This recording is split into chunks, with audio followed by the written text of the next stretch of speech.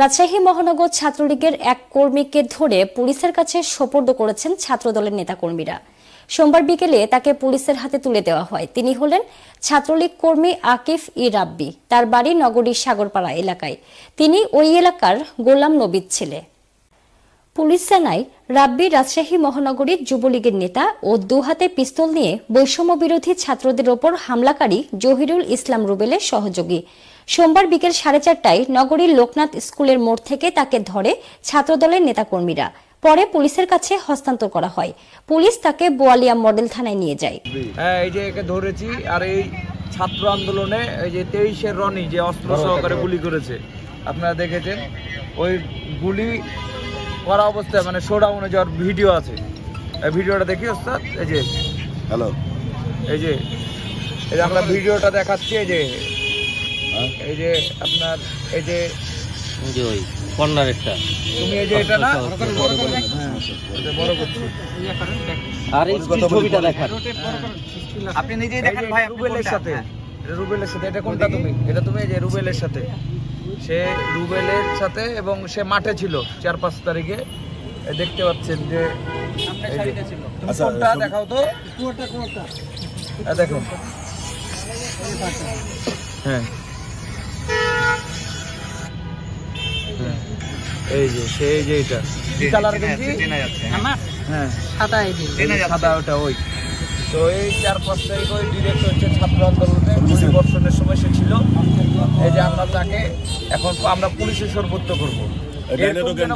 এখনো আমি আপনাদের মাধ্যমে, এখানে সাংবাদিক ভাইরা আছে, এখানে রাজশাহীর জনসাধারণ আছে, এবং আপনাদের মাধ্যমে আমি ছাত্র সমাজকে এবং জনগণকে বলতে চাই যে এখনো এরকম কুখ্যাত সন্ত্রাসীরা রাস্তায় ঘুরে বেড়াচ্ছে।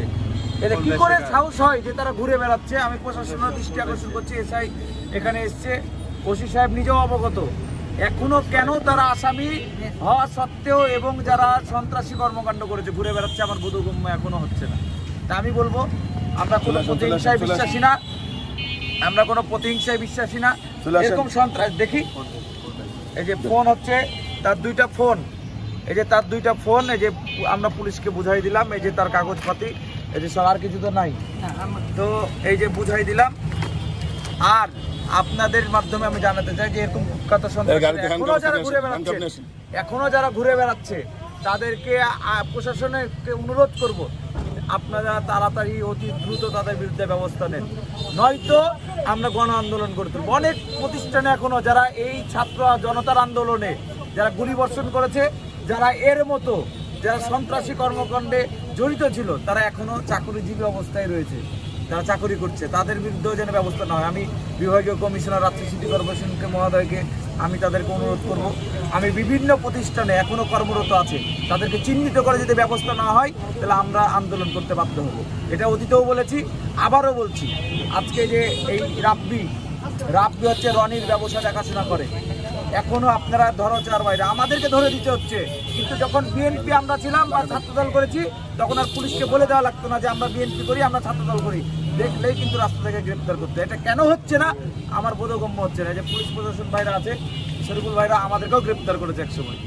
এটা আমি বলবো যে অনেক প্রশাসনের ভাইরা আছে, গ্রেপ্তার করতে কখনো নাম লাগতো না, যে লিমন ছাত্রদল করে গ্রেপ্তার করেছে।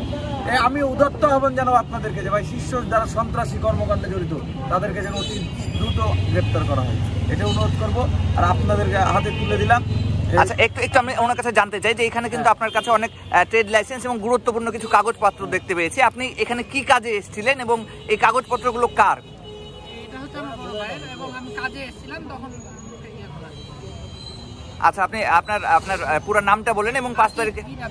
আচ্ছা, 5 তারিখে আপনাকে ইয়া সহ দেখা যাচ্ছে, অস্ত্র সহ। আপনি মানে ওই দিন আপনার ভূমিকাটা কি ছিল, আপনি কি নিজের মুখে বলবেন? আমি ওই দিন ইয়াতে ছিলাম, মানে আলুপট্টির এই সাইডে ছিলাম। কিন্তু এই মিছিলে যে আপনাকে দেখা যাচ্ছে সাথে, এখানে এই ব্যাপারটা কি?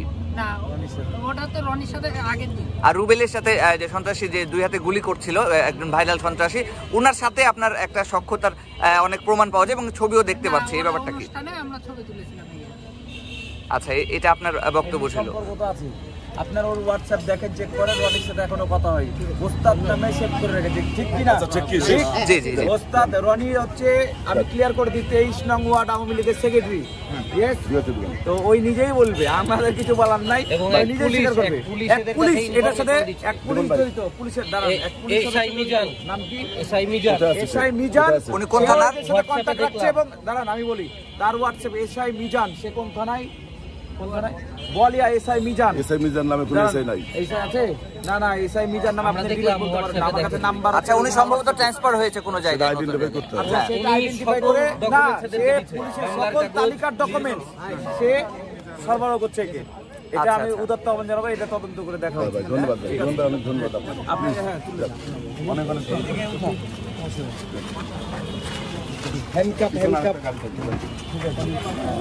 আমি আছি। যান, কোনো সমস্যা যা, নেই। কোনো সমস্যা নাই। আমরা আছি তো যখন জানি। আমাকে মুম্বাই কথা অফিসার বলছে, আমি জানছি যে তুমি বাংলা ট্রেনে চলে কোনো যাবে। সমস্যা হবে না, আর আমি নিয়ে যাবো।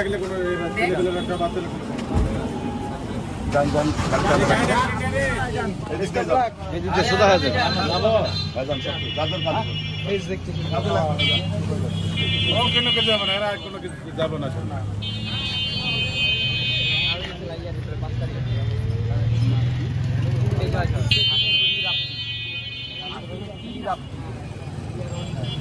আওয়ামী লীগের সন্ত্রাসী। মিজান বললে কোন মিজান? এসআই মিজান বলে